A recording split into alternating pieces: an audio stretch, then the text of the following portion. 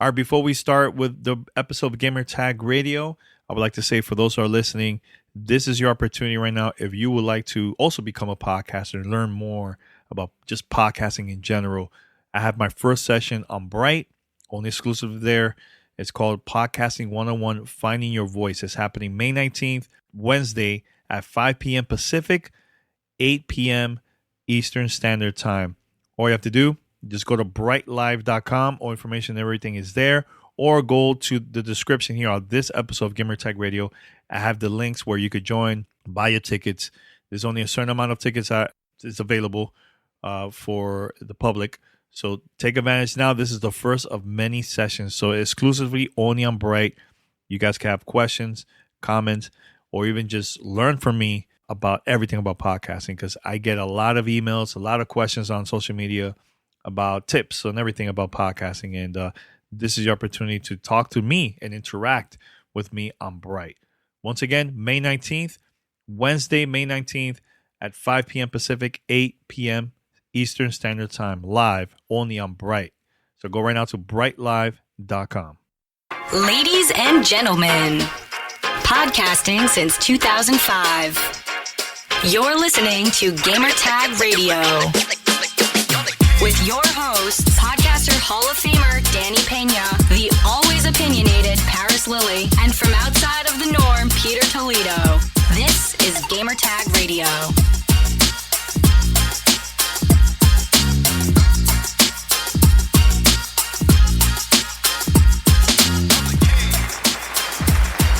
And welcome to episode 1127 of Gamertag Radio. I'm Parris, and as you may notice, I am not joined by Danny or Pete.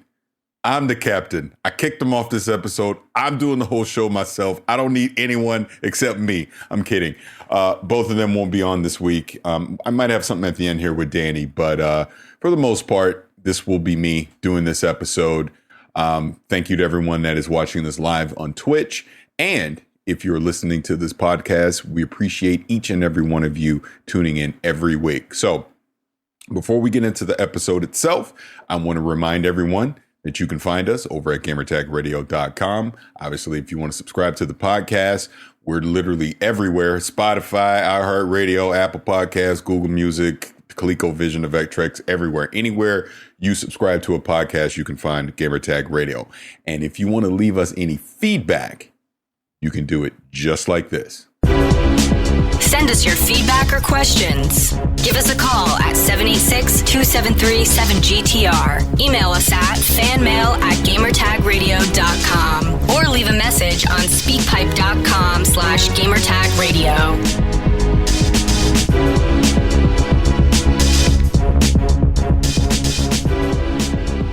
All right, so here we are. Me doing a solo episode. Got a few topics I want to jump into, but before we get into those, I want to let everyone know that this episode of Gamertag Radio is sponsored by Shaq Eye Gear. As you can see, I'm wearing the glasses right here. We've been wearing them for a few weeks. They're great. If you're looking for gaming glasses, highly recommend you check out Shaq Eye Gear. And if you want to, if you want to buy a pair of your own, you can go to shaqueyegear.com/GTR.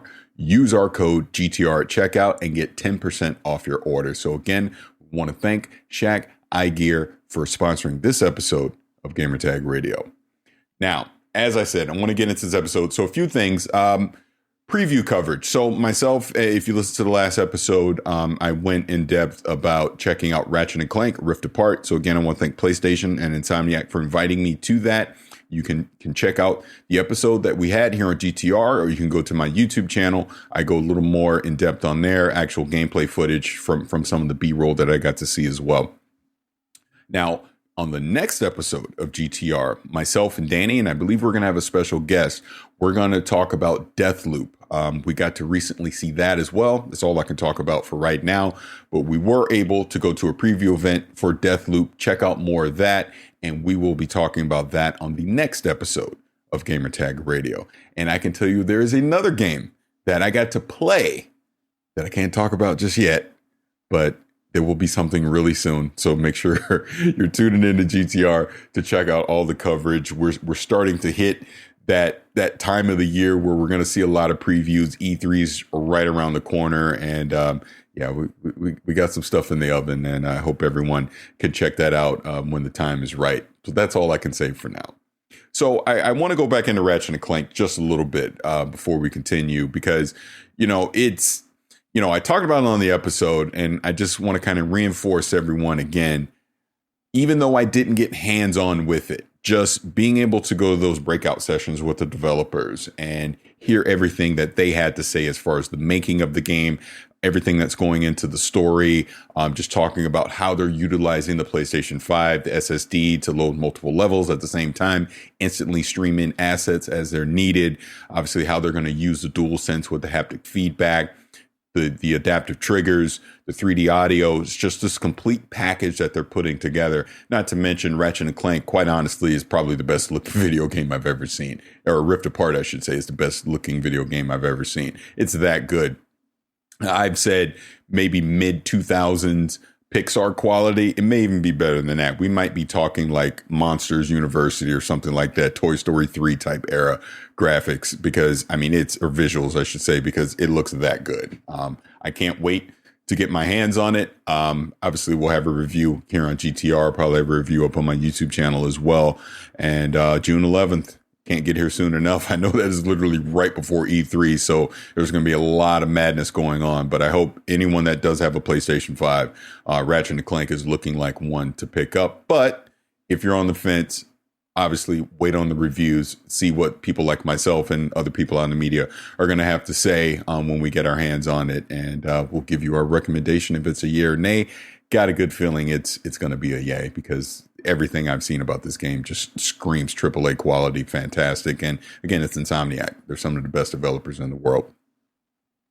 So moving on from that, game that I've been playing this week is Mass Effect Legendary Edition. So I want to thank EA. They did send me a review copy. I have been playing it on the Xbox Series X, and I jumped straight into Mass Effect 2. I didn't go to Mass Effect 1, even though when I saw it in the preview, I did see some of the improvements that they've done, and everything that I've seen from people talking about it so far. Everyone seems to be really impressed with some of the changes that BioWare has done for Mass Effect 1. It feels more in line now with Mass Effect 2 and Mass Effect 3. But, you guys have been listening to the show forever. You know that Mass Effect 2 is just, for me, one of the greatest games ever made. And I was eager to jump back into that world and into that story, with the elusive man and Miranda, just everything, obviously, that's going on with Geth, all that. So I wanted to jump right back into that. And it just feels like home. It really does. It really takes me back, to that 2010, 2011 era where I was just hardcore playing it multiple times, created my femme Shep. She's ruthless. She's from Earth. She's a renegade. She takes no shit from anyone. Oh, excuse me. Beep, beep. Beep that one, Danny. She takes no stuff from anyone. And, excuse me. And, it's been great. It's funny though, playing it initially, it took me a second to kind of get used to the controls. They felt a little sluggish to me. But that's just a byproduct of that game in that era. But, like I said, it was only a few minutes. And once I kind of readjusted to that, it felt fun. I mean, it feels like a modern game, even though it's not. You can kind of still see some of the legacy bits in there of it being from, basically a previous era, coming from that 360 era of gaming. But I mean, other than that, the story's top notch. Look, the voice lip syncing has never been great in it. So I was prepared for that. It was funny. My wife was watching and she goes, why is the lip syncing off? And I go, it's always been off. So that's not really that big of a deal to me, but the story's great. Again, just the voice cast that they put together for that game is fantastic. And I will continue to plow ahead through that so I can get to the end. And then I'll probably just continue on into Mass Effect 3, even though Mass Effect 3 for me, was a step back for me. And I know a lot of people may disagree with me on that, but I just didn't engage with the Mass Effect 3 story the way I did with 2. Still solid. Don't get me wrong. It's still a great game. The trilogy overall is probably the best sci-fi video game trilogy ever. Might be just trilogy ever. It doesn't have to be sci-fi. It's that good. But yeah, I'll continue on into 3. Obviously, you got to play it Shadow Broker DLC and just everything that goes with this universe. And I did see, because it's already, I guess, been having such great engagement and goodwill, there has been some talk, and I don't know how true this is. You know how the internet works. I don't know how true this is, but I guess potentially the Mass Effect 3 multiplayer might come back. Maybe. I'm not 100% sure on that, but I guess we'll have to wait and see.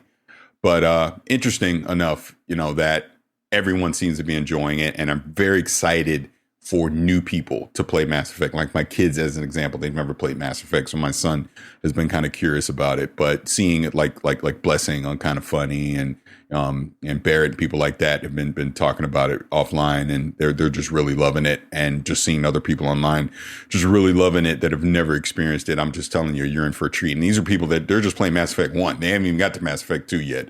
That's when the fun, in my opinion, really begins. But really looking forward to seeing more reaction from people. And if you're out here watching this right now or listening to the podcast, highly recommend go pick up Mass Effect Legendary Edition, even if it's just for the nostalgia factor, if you played them already. But if you're brand new to this, definitely worth your time. You're going to get hours of fun and some amazing stories and just difficult choices that you'll have to make throughout the entire trilogy, which leads me to the final point of that.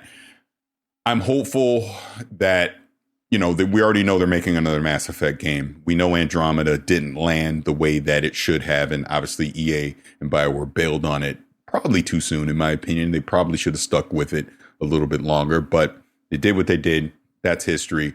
But we know another Mass Effect is coming. And hopefully now, seeing how people are reacting to this, the anticipation for the new game will probably be at an all-time high. And I truly hope they can stick the landing. I truly hope between this and the next Dragon Age, BioWare can get back to being that era of BioWare, if you know what I mean. Because to me, Mass Effect 2 was probably the peak of BioWare, and then it kind of slowly started to scale down from there. But hopefully they can get back to the peak of what made BioWare great. I understand a lot of the senior leadership and people that were there back then are no longer there. Obviously, the doctors are gone. Casey Hudson's gone as example, along with other people. But maybe this can be the inspiration to get that team that is over at BioWare to whatever they're doing with Mass Effect to just make it the best that it could be. When I was doing XCast, Gary Whitta brought up the great point that, BioWare created this world from nothing.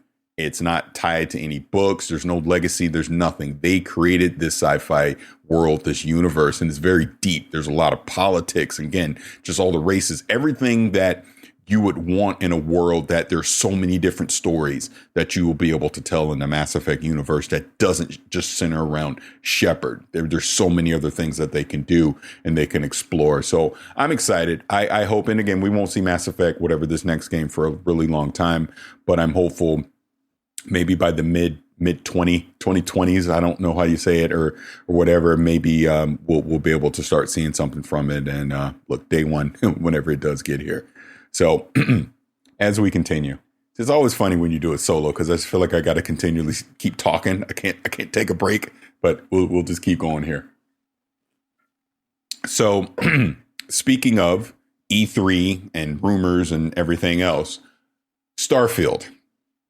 So Jeff Grubb basically confirmed, for whatever that's worth from a media standpoint, confirmed something that myself and a lot of other people have been talking about probably since September 2020, when the Microsoft and Bethesda acquisition was first announced, that these Bethesda games are going to be exclusive, and kind of leading the way of that is going to be Starfield. So, I've pretty much never wavered from the start that I felt you spend $7.5 billion. That means you're taking all those IPs and you're making them exclusive to the Xbox ecosystem, and you're putting them on Game Pass. Earlier this year, obviously, Phil Spencer about 90% confirmed that when they did the Bethesda roundtable. Once the acquisition was complete, he gave me a little kudos on Twitter because I kind of called out the format that they did. But he had said at that time, the expectation is those games will be wherever Game Pass is. So, of course, Starfield is going to be wherever Game Pass is. Where is Game Pass not at currently? It is not on the PlayStation. It's not on the Nintendo Switch. It is on Xbox hardware. It is on PC, and it is on cloud. So Starfield, Jeff Grubb, basically, because it was funny because, again, kind of funny. He popped in on Gamescast with Greg and Greg, that PlayStation fanboy, but Greg and Tim and the guys over there, they were kind of debating again about this, and they were leaning towards Starfield not being multi-platform. Jeff Grubb had kind of came on there and he was listening to them a little too much and kind of hedged.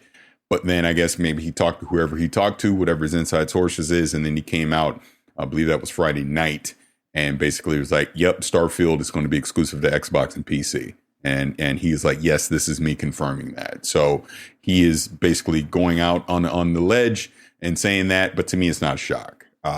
Starfield, soon as, like I said, that acquisition was announced, I did not expect Starfield to be on a PlayStation platform unless PlayStation had signed some kind of contract deal already, similar to Deathloop or Ghostwire Tokyo. Then, of course, Microsoft was going to honor that obligation. And it was kind of like I said back when they had the Bethesda Roundtable, that if Starfield was going to be on PlayStation, Jim Ryan would have told you. PlayStation would have came out and said it then and there because they would have wanted to reassure people that, okay, these games will be on a PlayStation platform. Like I said, we already know Deathloop is, we already know Ghostwire Tokyo will be, but no one should have any expectation for any Bethesda game moving forward to be on a PlayStation platform unless PlayStation gets Game Pass, which I don't think is going to happen anytime soon, if ever. So moving forward, if you want to play Bethesda games, quite honestly, go get an Xbox or go get a PC, because that's where you're going to most likely find all these games. I mean, even looking way further out, people were trying to speculate, well, what about Elder Scrolls 6? Do not expect Elder Scrolls 6 to show up on a PlayStation unless Game Pass is there. That should be your expectation moving forward. So look, I'm not saying it's good. I'm not saying it's bad. All I'm saying is this is business. This is how it works. Exclusives. In a perfect world, there wouldn't be any exclusives at all. But again, you don't spend that amount of money to not change something, to not disrupt something. So, of course, you're going to see Starfield be exclusive to the Xbox, which, if you put the whole exclusivity thing aside, let's just focus on the game itself. I fully expect next month we see it.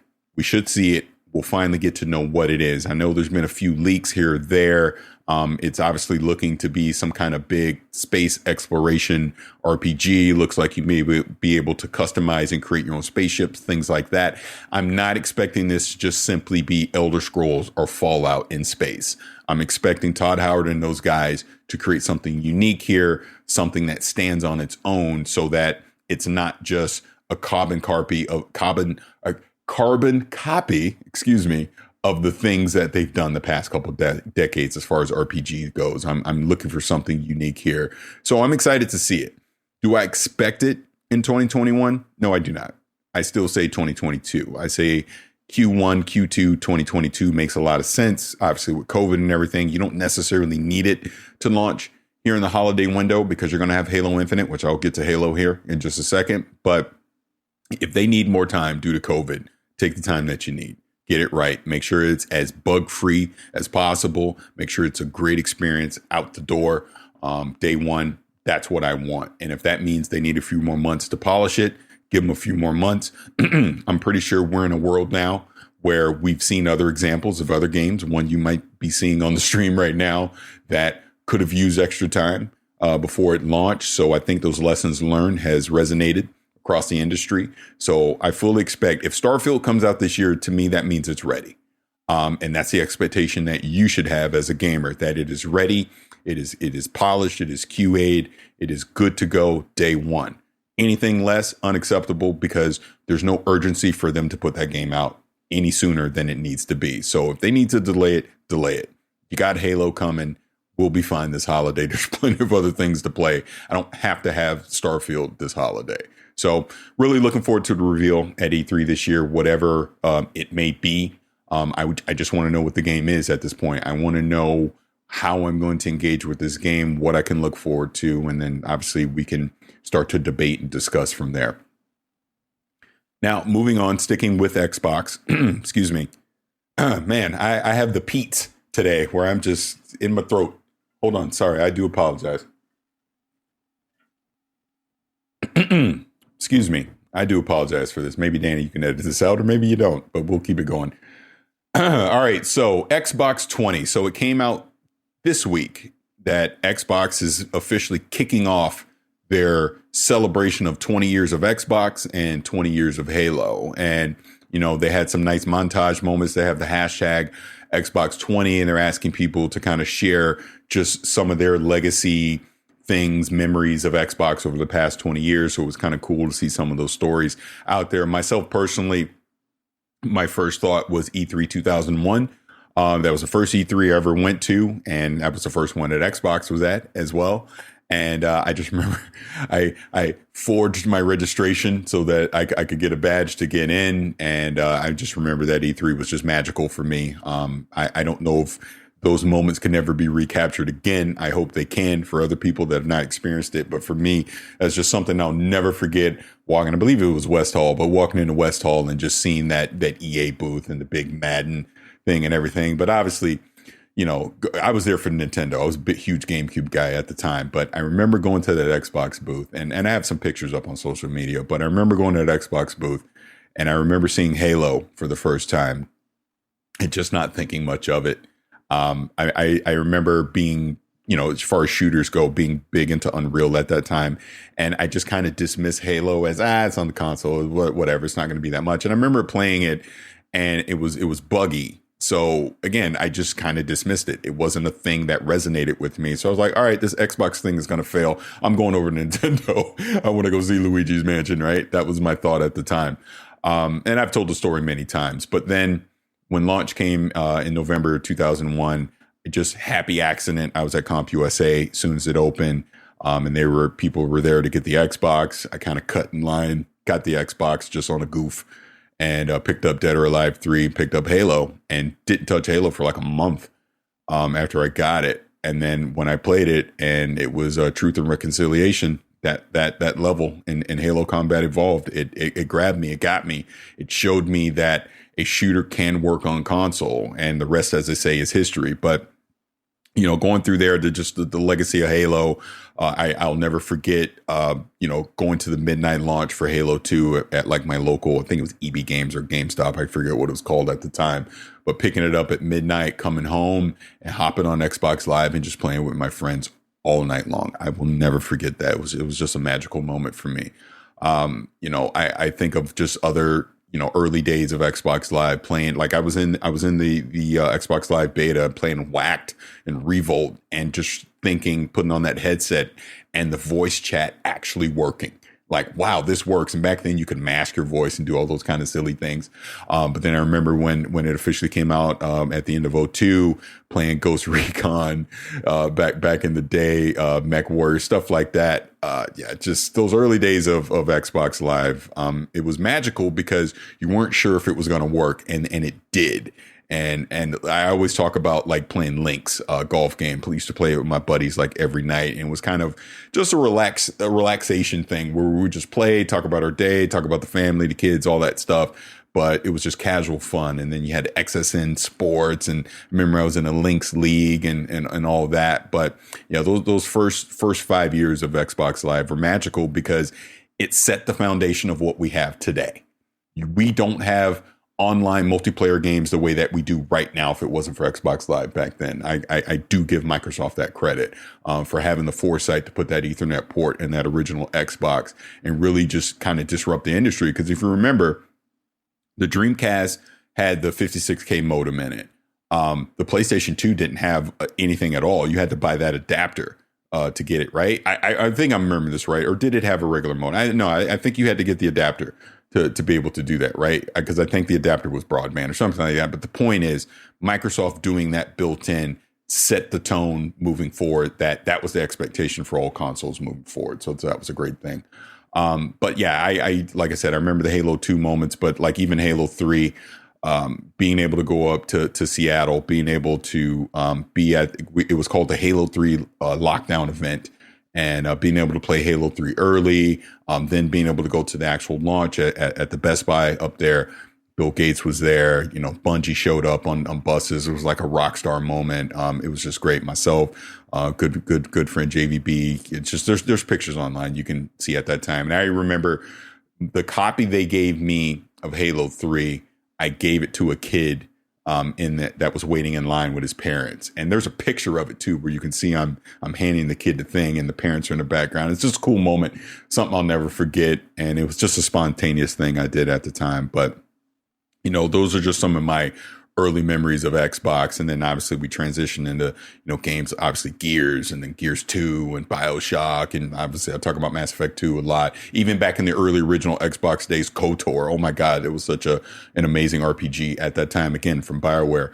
But, you know, we transitioned through all that. And obviously here we are through the Xbox One era, me being a part of GTR. And here we are now, Series X. We're at the 20-year mark and Halo's about to come out. Halo Infinite, I should say, is about to come out. And, you know, I've talked about this before, but I think it's true, at least for me anyways. Halo has to be great. And I shouldn't say just for me. Here, let me get to my point. Halo Infinite has to be great. I've talked about this before, but it can't just be okay. This just can't just be an average game. It has to be great.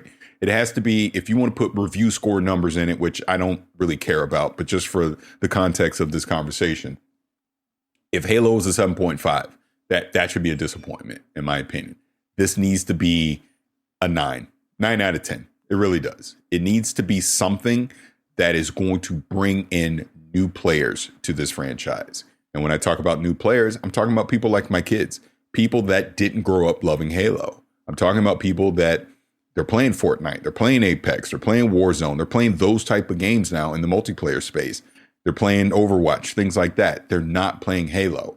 And this is not a knock against, I think Halo Infinite is going to be great. I'm there day one. I'll be playing the campaign. I'll be playing the multiplayer. But they got to do something to bring in new people. Us, the old fogies, the hardcore, we're already in. My son said to me yesterday, and I quote, Halo, that's the game that your dad plays. That's what he said, because it doesn't resonate with him. He doesn't care about it. So they got to have something in that multiplayer space or whatever in the campaign compelling with the story to pull in people to want to jump in. And when I talk multiplayer, I'm not saying it has to be battle royale, but they have to do something other than what they've been doing the past 20 years. They just do. June is going to be fascinating to see how that works out. We just simply don't know what they're going to do yet. I want to see. I want to see what multiplayer modes they have. I want to see what the rollout looks like. I want to see the reintroduction of Craig, right, on the campaign side. Let's see what they've done with some of the visuals and the ray tracing and the lighting. I want to see how all this plays out. That story needs to be compelling. It needs to grab me emotionally.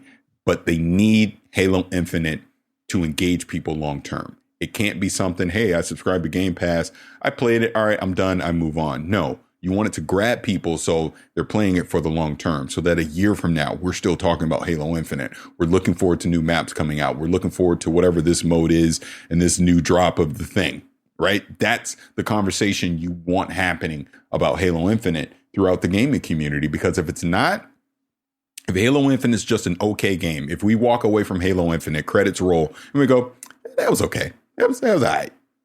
But now I'm going to move on and go play something else. That has to be a disappointment up in Redmond. It has to be. They've spent 6 years of development time. You know, they're coming off a disappointing Halo 5. Even before that, Halo 4 was a little controversial. Not everyone loved that. I said it before. To me, the peak of Halo was Halo 3. I think everything since then has been diminishing returns. Yes, I love the campaign of Reach, but I didn't love the multiplayer. And then obviously everything we've had since then. So Halo Infinite has to hit, man. It does. I know I probably sound like a broken record, as I've said this many times, but it's true. It has to hit. It really, really does. Look, let me put it this way. I have high expectations for Halo Infinite, but I think we all should. Let's put it that way. We should all have high expectations for it. Just average isn't okay for that franchise, because if that's the case, that franchise will no longer be relevant. It's just the truth. That's just how I see it. And this isn't a knock against all the people over at 343 that have been busting their tail to create this world. I do think they're going to stick the landing, but I do want to be honest about the expectations that I have. I do have very high expectations for that game. I will not just give it a pass. Like, it was all right. And I'm like, no. That was disappointing. What were you doing with the story? Come on, really? We haven't done this with the multiplayer. It just feels like the same old stuff I've been playing the past 15 years. I don't want to have that conversation. I want to have a conversation that, not that it has to be revolutionary, but that Halo has evolved into something that can stand the test of being in the modern era of gaming, in the quote unquote next generation of gaming. That's where I want Halo to be. That's the expectation that I have, because I do want to be able to play with my kids. Maybe that's a selfish request, but I want my kids to care about Halo.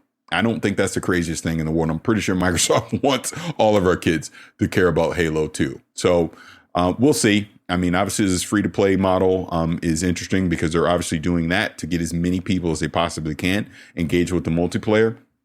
So we'll see how it plays out. I would also kind of throw Battlefield into this conversation as well, because I think it's very similar expectations for Battlefield. If they're going to, not that they got to resurrect the franchise, but it's lost some of its luster. Let's just be frank after Battlefield 5. So I'm really looking forward to the reveal for Battlefield 6.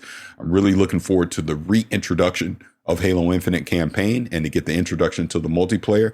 June, in my opinion, is going to be a month of reckoning for both of those franchises. And I'm excited to see it because I'm very hopeful that both will stick the landing. And so with that, let me take a break really quick and we'll play an ad and we'll be right back. You're listening to Gamertag Radio.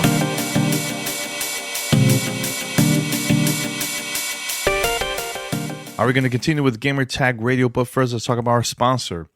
Gamertag Radio is supported by Oregon State University Ecampus, a leader in online education. Advance your career by enrolling in one of the 80-plus programs Oregon State delivers online, including digital communication, arts, environmental sciences, and business. OSU Ecampus blend 21st century innovation with over 100 years of institutional excellence to increase your access to a life-changing education. Experience the latest educational technology and online courses that utilize virtual reality, 3D animations, AR, and other interactive elements. Of course, you already know, I've been mentioning this. I wish I had this back in the days, man. When I started Gamertag Radio, when I started internet radio back in the early 2000s, right? But you, the listener, have an opportunity not only learn about digital education, but also the business side of gaming. Or maybe you just want to create your own games with, as like a VR game, 3D animation games, or AR, which I've seen a lot of people doing that on their phones. You can do this right now. Plus, Oregon State Ecampus is ranked number 4 in nation for online education by U.S. News and World Report. And all online programs and classes are developed by the same world-class faculty who teach on campus at OSU. So GTR listeners, this is your opportunity. Just go check out the website. Check it out. Check out all the list of programs there. Again, this is your opportunity right now. Check it out. 80-plus programs. Go visit right now, ecampus.oregonstate.edu/GTR to find the program that fits you best. That's ecampus.oregonstate.edu/GTR. This is Gamertag Radio. Voicemail at 786-2737-GTR. All right, thank you, Parris. So, to celebrate the 20th anniversary of Xbox, which is happening this November 2021, I decided I'm going to be posting content from 20 years ago every week from now all the way to November to celebrate the 20th anniversary of Xbox. And I have a lot of cool stories, a lot of behind the scenes. It's going to be a lot of fun for you, the listener, to listen to this. I played this in the past on the show, but we have a lot of new listeners that probably never even heard about this at all.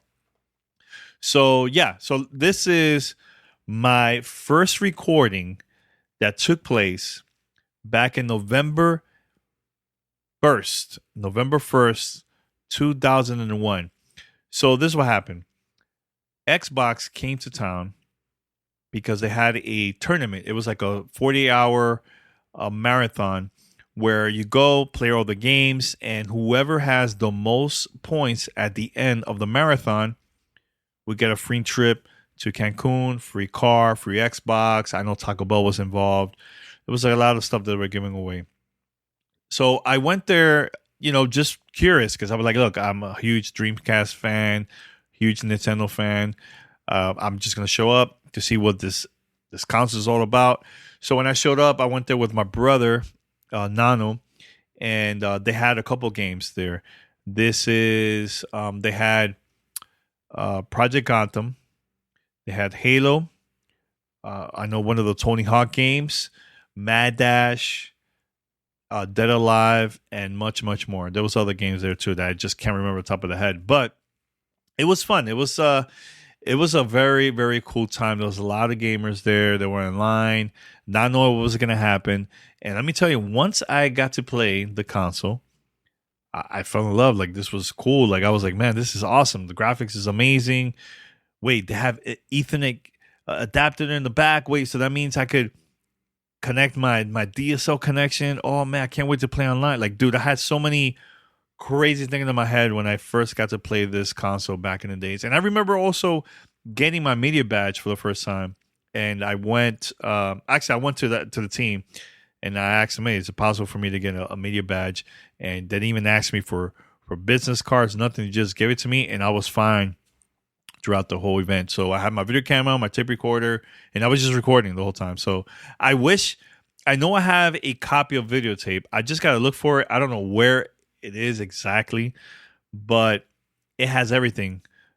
Us at the event, me interviewing people. It was really, really cool, man. So I'm going to play that. I'm also going to be playing questions that I asked the people that were there at the event about just the Xbox console, their thoughts and everything. And it was wild. At the end of the event, I mean, they gave us a free console to take home, and that was like a huge surprise and got me super, super excited about the future, about the company. That was 20 years ago. Oh my God. So yeah, just listen to the audio. Please let me know your thoughts. This is for those who are listening for the first time, especially this content, because you probably haven't never heard this before. But the hardcore GTR fans have probably heard this before. But this was all recorded on cassette, so the quality is not that great. Remember, this is 20 years ago. One audio is my first interview with Microsoft about the console, which I had no idea. They even mentioned Halo. I was like, what is this? I was nervous. I didn't know what I was doing. Plus, the other audio is me just asking questions about the console, like what their thoughts, the favorite games, which ones they didn't like. It was really, really cool. And another thing I want to mention too, like I remember playing Halo for the first time, and I used the controller, the old Duke, the old original controller for that console. Man, it was very thick. It was very, very big. Big console, big controller, I mean. And I had to get used to it. But playing Halo, oh my God, for the first time was just strictly, it was just crazy amazing. So, but yeah, listen to the audio. This is to celebrate the 20th anniversary of Xbox. Let me know what your thoughts here at fanmail@gamertagradio.com. Let's go. This is Godfrey live with Xbox Unleashed, and we have what's your name and what do you do? Chris Cox, lead product manager for Action Games. All right, cool. You could basically tell us more about Xbox? Yeah, sure. Xbox is the next generation console coming out on November 15th. Mm-hmm. We're really psyched about it. It's the most powerful console ever. And I think the games really show it. In every major genre, we're going to have a blockbuster. So what games do you think we should pick up? The first thing, basically, what you like first? It's tough to say. I mean, it's like, I think we have a game for every kind of gamer. Off the top of my head, Halo. If you love any kind of combat games, Halo totally delivers. DOA 3, best fighting game ever. Amount of detail on it is just sick. Project Gotham Racing. If you love racing games, the detail, the action, the size, the number of tracks, it's just amazing. NFL Fever. I mean, if you're a football fan, you've got 3 of the best football games ever on any platform. Plus, you've got NFL Fever, which totally takes advantage of all the graphical goodness that the Xbox has to deliver. And then, on smaller genres, if you like party games, you got like Fusion Frenzy. If you like vehicle combat games, you have Cell Damage. If you're a Tony Hawk fan, you got Tony Hawk 2X, which is like Tony Hawk 2 on steroids. You name it, you got it. So you could tell us basically more about Halo. A lot of people actually don't know what Halo's about. You could tell us more about Halo? Oh yeah, no problem. The way we like to talk about Halo is combat evolved. And the reason being is Halo is basically everything you ever wanted in a combat game. A lot of previous combat games, first-person shooters or run and guns, you could run around and have fun battling people, but usually it was like running around the tank versus actually like getting in using the tank. Halo lets you do that. Plus, in addition to like tanks and first-person run and gun, it lets you use flying vehicles. It lets you use hovercrafts. It lets you use jeeps. It has multi-man tanks and vehicles so that you can be like the gunner and your buddy can be like the driver. And then it's just totally gorgeous. Like graphically, it totally takes advantage of 100% of the Xbox hardware, which is pretty intense. The number of polygons that it throws at the screen is amazing. In terms of like the gameplay and the story, imagine it's 500 years in the future. Mankind has a burgeoning interstellar empire. We've taken to the skies and are starting to colonize planets, and it's like the beginning of our golden age. And with every great sci-fi story, the beginning of the golden age is really the beginning of the disaster age. And we meet up with this alien race called the Covenant, which is a consortium of alien races. And basically, they start housing us, planet after planet. They start eradicating humanity. And basically, Halo starts off with one of the last human planets to be destroyed is Reach. And you and your crew escape from Reach and take a random point jump somewhere into space. And you happen to find this ring that's floating in space in this mysterious star system. And while you're looking at the ring, which is like the size of Texas, and inside there's like continents and stuff in it, half the Covenant fleet appears, destroys your ship, and you crash land onto the planet. And basically it's your responsibility to rally the human troops or the human survivors together and form a resistance, because what you believe is that Halo is a secret weapon. And if you can discover the secret of the weapon, you can turn the tide of the war. And you play this character called the Master Chief. And the Master Chief is like humanity's answer to the Covenant. He's basically a guy that was biologically engineered and mechanically enhanced to be the ultimate super warrior. He's 8 feet tall, he's big, he's green, he's the master of any weapon, he can pilot any vehicle, and he can survive any combat situation. As a matter of fact, he's the only warrior that the Covenant fears. And basically, once they find out that you're on Halo and you're leading the human resistance, they're making a concerted effort to find you and hunt you down and kill you. And along the way, you get to hunt down and kill a bunch of aliens yourself. So you can tell us more about future games that are planning to come out Xbox?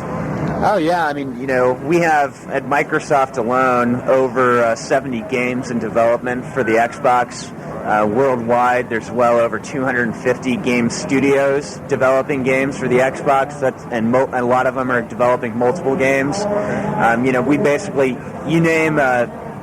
if you look at the developer list or the publisher list for Xbox, it's basically the who's who of the industry. We've got EA, Activision, THQ, Capcom, Namco, Tecmo. They're all developing great games for the Xbox. So you could tell us more about the online part of Xbox, when you think will be coming and all that? The plan for online right now, we haven't announced anything official, but around the beginning of summer, you're going to be able to use the built-in Ethernet capabilities of Xbox, and Xbox is the only console that has broadband built into the box, so everyone who gets it. You don't have to buy an accessory or anything. Yeah, okay. Plus, you get a hard drive built into the Xbox, so you can take full advantage of online, unlike, having to buy an accessory hard drive. Around, call it beginning of summer, you're going to be able to start experiencing online for yourself, playing games massively multiplayer, playing games online against others. Right now, we haven't gone into detail about what those games will be, but you can count on it being really, really cool. So what do you think of Sega working for Xbox, working on some games on it? I mean, we're thrilled with Sega. I mean, talk about one of the best publishers in the world. Sega's it. And, they're bringing a lot of great exclusive content to the box. Old favorites like Gun Valkyrie, Panzer Dragoon, Phantasy Star Online, Shenmue 2. You name it, we got some really cool stuff coming from them. You could tell us more about I heard you could put music your own music on Xbox? Which game supports it? Oh, sure. Like, I'm not sure about all of the games because, like, I only work on the first-party stuff, but I know in first-party, Amped freestyle snowboarding, which is like, take Tony Hawk, multiply it by about 50,000 and put it on a mountain, and you got Amped. It already comes packed with over 150 indie rock labels that you can listen to, and then you can also rip your own CDs onto it. Same with Gotham. You can rip your own CD music onto it. I think it has at least over 30, if not 50 tracks already on it with authentic voice personalities from the different markets. And then you can put your own CDs onto the hard drive, save them as an MP3, and play them while you play. So I have a CD right here. Can you show me if it's cool right now, or I can't do it right now. Okay, all right. But is it easy, or is not really confusing? Oh yeah, it's really cool. Like with Gotham and Amped, it's basically built into the interface, and then you can just use the primary interface for the Xbox, like just turn it on, put a CD in, and it'll give you the options to be able to save it, just like, if you're on your PC using Windows Media Player or what have you. So you can tell us just last words for the fans out there on why they should get Xbox. Well, I think getting the Xbox is pretty simple, and it all comes down to the games. And, it's the most powerful piece of hardware you've ever seen, 2 to 3 times more powerful than anything else on the market. But the games are what really tells the difference. I mean, if you just go to your local retailer, and we've got 10,000 kiosks out there where you can actually either see or play the games, you get a chance to play Halo, you get a chance to play DOE 3, NFL Fever for yourself, which is really, really cool. All right, thanks a lot, man. Thanks for your time. Gamertag Radio. What's your name, man? Where you from? Kurt, I'm from Brooklyn. Tell me, man, what game you're playing right now? Mad Dash. What do you think of the game? I think it's nice, very fun with you and your friend. Oh, you're playing 2-player mode right now. So what do you think of the Xbox so far? Very nice, better than the GameCube. Better than the GameCube? So this November you're gonna get Xbox. If you're getting Xbox, what game are you planning to get? I already reserved it, and I'm getting probably Gotham, NFL Fever, and Simpson Road of Rage. Have you played Halo and Dead or Alive 3? Yeah, I played Halo and Dead or Alive 3. It was nice. I like it. Good. Think of the control of the Xbox. Nice. Pretty good? Comfortable. What do you think of the GameCube then? So far, any reaction, like what you've seen so far? On the GameCube? GameCube's like a system for kids, like for little kids, and that's it. Yeah. Think of PlayStation 2 against none for the back of the Xbox? They got no chance against it. All right, man. Thanks a lot, man. All right. Yes, we're live over here. We're going to get some feedback of Halo. What's your name? Where you from? My name's Tucker. I'm from Jacksonville, Florida. I live here in New York for the last 4 years. All right. So you came over here to try out Halo. What do you think of the game? Halo's amazing. It's everything they said it is. And apparently it's been getting 10s across the board in all the magazines and websites, and it ought to be pretty obvious why. I think it's a great game. Right now we have 4 different systems with, we just got our asses kicked, but that's all right because that's why it's a game, which is a good thing. So you're planning to get Xbox? Oh, hell yeah. Pre-ordered mine ages ago. Pre-ordered mine the day you could. So what games you planning to get? Halo, Air Force Delta Storm, and Project Gotham Racing. So what do you think of the other games like Dead or Alive 3? They're great. I played Dead or Alive 3. It's awesome, and I think it's. I mean, this system it just blows away anything that's available right now. What do you think of the GameCube and PlayStation 2 right now? Well, I played the PlayStation 2. I think it's a hyped up machine. I don't think that really I have a Dreamcast, and I don't really see much of a difference. I think hype killed the Dreamcast. I think the PS2, by and large, it's starting to get some good games now, but the fact that it's been out over a year and now comes the good stuff really says a lot about what they're doing. I think Sony is a little bit prideful, and they really didn't plan very well. I think Microsoft came out and really took the excitement out from under them. So what about GameCube? No words on that? It looks like it's a very powerful system. Looks to be better than the PS2. However, it's still a lot of plumbers hawking the system. Not into the kitty shit at all. Whoops. Not into the. Oh, it's going to get beeped. But I think the GameCube is nice, but it ain't got dick on the Xbox. What game are you looking forward in the future for Xbox? Jaeger and Unreal Championship. Also Bloodwake. Very cool game. What do you think of Sega working for Xbox? I think it's fantastic, and I think the fact that the Xbox is the only system with a hard drive and that it's easy to develop for means that we're going to get some very interesting exclusive content Online for Xbox. I love it. It's great. I think it's fantastic. Everybody will have Ethernet connection, so everybody will It's be all playing. set. It's all set. Right. It's not going to be 56K for one guy and then broadband for another. Everybody gets the good stuff. You got an 8 gig hard drive. It's this thing is made to kick ass. I mean, it's just awesome. Any last words for other fans that haven't seen the Xbox? You guys got to come out and see it. There are a lot of people out there who hate Microsoft because they've been told to hate Microsoft. Everybody uses Windows, and nobody really has it. Every once in a while you get a blue screen, but you get that on a Mac, you get that that's a computer. I think Microsoft's a great company. I think they have good products. They monopolize the industry because they have the best product. People went out and buy it. It's not like it stuffed it down people's throats. But I think the Xbox, I think this year it's going to have a lot of competition in terms of Christmas sales. PS2 just got Devil May Cry and Metal Gear. I think next year and the year after, no competition. I think Xbox is going to win. You know what's funny?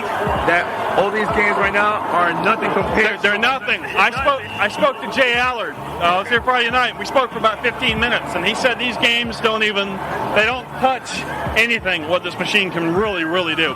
Also, he said that on the official Xbox magazine, the DVD that came out this month. I got it. It's pretty good. Samus Blackley said that a T-Rex in Jurassic Park, the original, is made of 80,000 polygons, but it's the pixel shaders and the vertex shaders that make it look like it does, so realistic. And that's what the Xbox does specially. I mean, that's what it's made to do.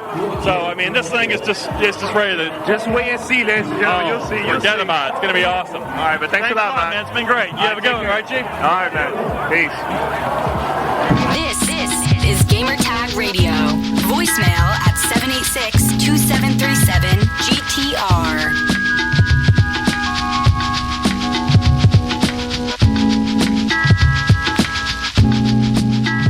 All right, and we are back with Gamertag Radio, and I want to do some fan mail. I want to read one here. So, as Pete would say, or Danny would say, I don't know, one of them says it. Now it's time for fan mail, however you do it. I don't know. I'm trying to go back to the early days when we used to do it all the time. But here we go.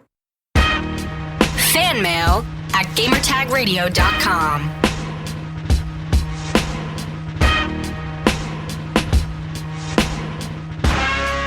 So this email is from Jose, and he says, "Hi, fellow gamers. I want to discuss something that is bothering me.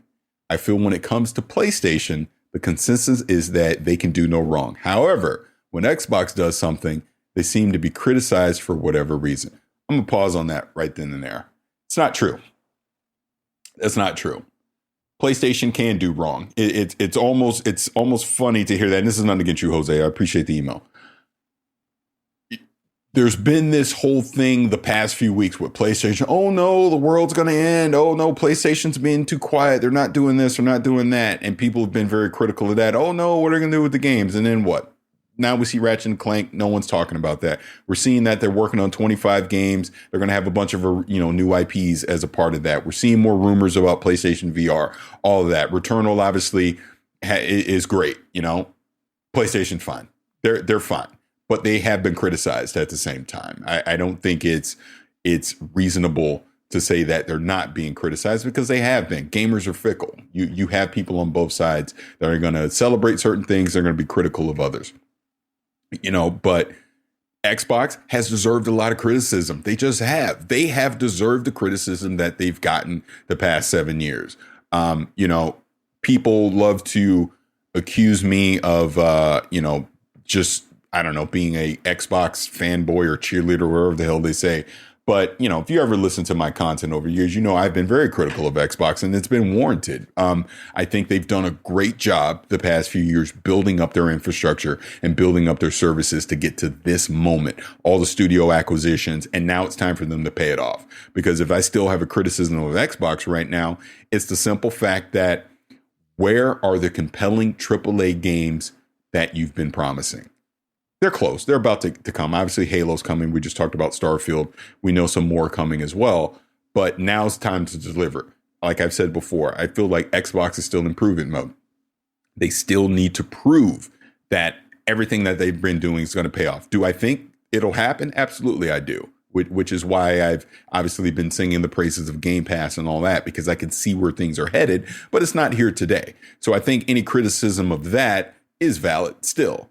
And we'll see where it goes. But they've done a lot of smart things the past few years, and that does deserve to be celebrated. So again, Jose, this is nothing against you, because I do understand what you're saying, because, sometimes, the vocal minority can outweigh all the positive that is out there. And that's literally all you're hearing is the same people over and over criticizing about the same things over and over, and, leaving out the things that one side or the other may be doing right. But honestly, both PlayStation and Xbox, they're doing fine. I'm excited for a lot of the different things that both companies are doing. And as a gamer, I know, for the next gen consoles, there's a huge shortage out there right now, and they're very hard to get. So I do sympathize with that. But as we're able to start getting these next generation consoles, I say it all the time. If you can afford it, get them all if you can. But if you have to choose, make a choice that works for you, not what any loudmouth on social media might be saying.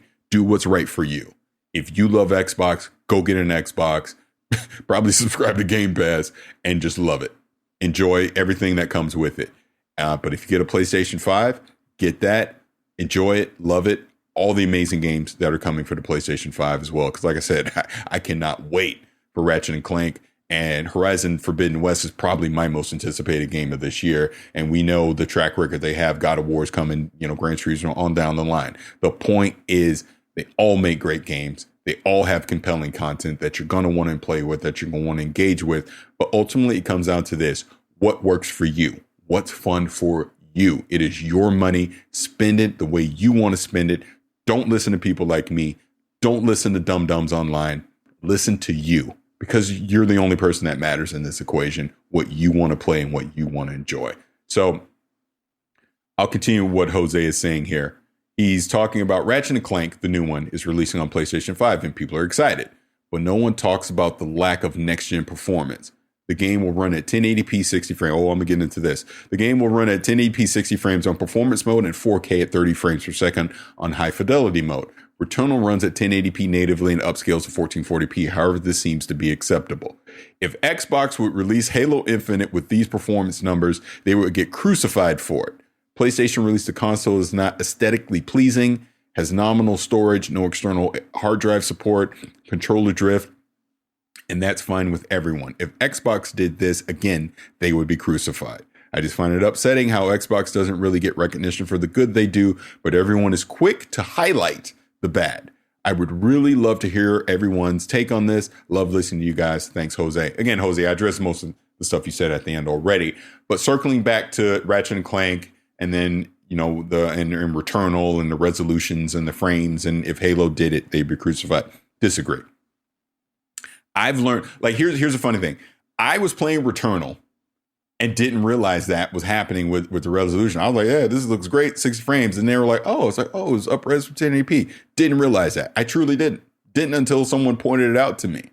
And I guess the whole point I'm making on that is I'm realizing more. And, I've been a big 4K, love the resolution and all that. I'm realizing as I get older and I don't necessarily know if I'm getting wiser, but as I'm getting older, I'm realizing I care more about the frames and the lighting, the ray tracing, all that stuff. So that matters more to me than the actual resolution. Again, this is why I talk about the Series S so much. It's a perfect 1080p 60 frame box, and everything still looks great on it.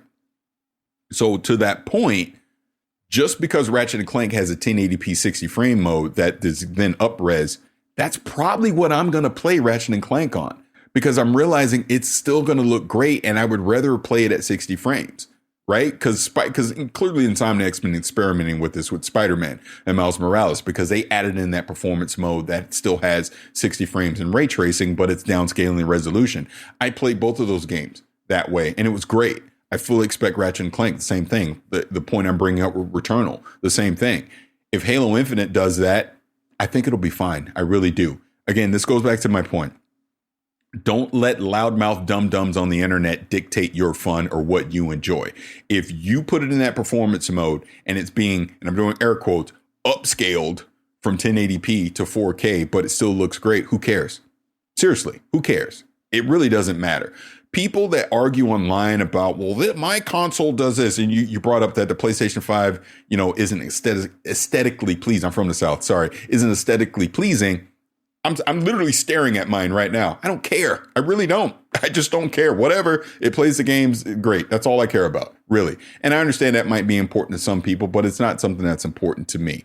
I don't know. To me, Jose, it's fine, man. Just play games, enjoy them, enjoy what you want to enjoy. It really doesn't matter. I would rather play a game at 60 frames and 1080p than play it at 4K and 30. If I'm also getting all the bells and whistles of the ray tracing and the advanced lighting and the HDR and all that, I'm realizing those things matter more to me than native 4K. Up-res it to 4K looks great. Fine. And I'm fine. I'm not going to complain. That's just the way that I look at it. So again, I appreciate the email, Jose. I definitely picked you out particularly because I wanted to, address some of these points, because it's just some of the banter that I see online a lot with people. I think people worry about things that really ultimately don't even matter, really. Again, I think 60 frames matters more than 30. 1080p up-res, the checkerboarding and all the other magical stuff they do behind it, it's fine. I mean, we even do it on PC now. With DLSS, you're basically taking a lower resolution and you're doing some quote unquote AI magic in the background to bring it up to a higher resolution, but you're getting better performance, better frame rates, things like that. That's the point. I would rather have that than what we considered more important back in the last generation, where you had to have quote unquote native whatever resolution. I'm realizing none of that stuff really matters. It really doesn't. Again, just give me a fun ass game that looks pretty. That's all I care about, really. And the higher frames just means the smoother it's going to be while I'm playing. That's more important to me. So trust me, again, when Ratchet and Clank Rift Apart comes out, I guarantee you're not going to be stressing out over if it's native 4K or if it's up-res or whatever. You're just going to go, damn, this game looks great. And I imagine the same thing's going to happen with Halo. And if you have people that criticize it, but it's okay for you, ignore them. Because honestly, their opinion does not matter. It really doesn't. Their opinion is worthless. Your opinion is the only one that matters. That's how I look at it, because that's how I live my life. I could really care less what anyone else thinks. If I think it's great, that's all that matters to me. So, again, your mileage may vary on that. What's important to you is what matters most. But again, I appreciate the email. And I'm looking at the time. So I think I'm going to end this now, because I have just been a rambling mess this morning. But I hope some of this made sense. And I appreciate everyone that's been hanging out in the Twitch chat. I appreciate everyone that's been listening to this on the podcast. Again, I want to remind everyone, if you want to leave us feedback, you can do it just like this. Send us your feedback or questions. Give us a call at 786-273-7GTR. Email us at fanmail@gamertagradio.com or leave a message on speakpipe.com/gamertagradio. All right, so with that, I want to thank everyone for listening to this episode or watching this episode of Gamertag Radio 1127. It is absolutely amazing that we're at this point of GTR. And again, when I talk about Xbox 20 and I talk about legacy and all that, I want to end the show this way. Back in 2006, I was a fan of Gamertag Radio, and I was a fan of DreamStation.cc. Just a listener, just enjoyed gaming at the time. That's all that mattered to me. And I will never forget, and you can go look this up on my social media because I put it up there. There was a video that came out from on10.net where both Danny Pena and Chris Palladino were with some other people from the community at a Lord of the Rings event up at Xbox.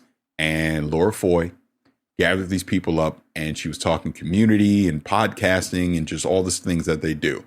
And there was a segment where my two favorite podcasters, Danny Pena and Chris Palladino, were together, and they were talking about community and indie versus media. It's just funny watching it now, but the stuff that they talked about really resonated with me, and it inspired me to say, you know what? I want to do this. They're at Xbox. This is really cool. I would love to do that one day. I really would. I would love to do a video game podcast and talk about the thing that I love, which is video games. I would love to do that. So the very next day, I hit up my buddy. I showed him the video, and we decided, you know what? Let's email them. Let's email them and see if they can give us some tips on how to do a podcast. So I emailed Chris. I emailed Danny. And the next day, Chris responded right away. And he decided on a Saturday morning to hop on a call, a Skype call. And he kind of walked me through literally the very tools that I'm using right now to talk to all of you. He walked me through back then in 2006. Here's the things that you need to do to podcast. Then a few weeks later, Danny did the same exact thing. And from that, the really terrible podcast, The Old School Gamers, was born. Didn't last long. But the idea and the inspiration did. And I went on with Robbie Edwards and Jay Van Beveren to start Uncle Gamer Radio. This would have been around July of 2006, up in there somewhere. And the rest is history. Later on, obviously, I joined Danny here on Gamertag Radio. And the one thing that I've always told everyone, and I hope people listen when I tell them this, I am not doing this without those two gentlemen, without that video inspiring me to want to email them, number one, but them taking the time out of their schedules to reply back to some dude living out in California that they did not know. They didn't know me from Adam. I had never emailed in. There was nothing. There was no connection to either of these two gentlemen. And they took the time out of their schedules to respond to me and give me the tips that I needed to start being a podcaster. And I took it from there. I'm still friends with both of them to this day. Shout out to Chris. I love you. I wish you were around more, but I understand why you're not. But Danny, obviously, that's my brother now. And it's crazy from that moment to where we are now, the friendship that I have with both of them, but obviously even more so Danny, because we literally talk every day. From that moment to where we are, and just everything that has happened, in the past 15 years, it's just crazy. But this long story I'm telling you is to say this, you never know where your inspiration is going to come from. You never know what's around the corner, right? If I could give any advice to anyone about anything, is just treat people the way you want to be treated, because you never know who that person's going to be that's going to inspire you or mentor you or help you tomorrow and literally change your life. Danny and Chris literally changed my life. It's just the truth. I have seen and done things in this world that I never would have done if it wasn't for those two gentlemen back then in 2006. So, I love you both. I'm just saying this now because I want people to understand that, any success that I may ever have now or in the future, I owe it to them. I always will. I will always say that. And I just hope that I can do that for someone else one day. That's all I can do. That's all I can ever hope to aspire to do, is to what they did for me back then. So I think I'll end it here. But again, I want to thank everyone for checking out this episode. Again, this is GTR 1127. I'm Parris. No Danny or Pete this episode. We'll be back on the next episode. We'll be talking some Deathloop. But until then, I hope everyone has a great day, and we'll see you soon.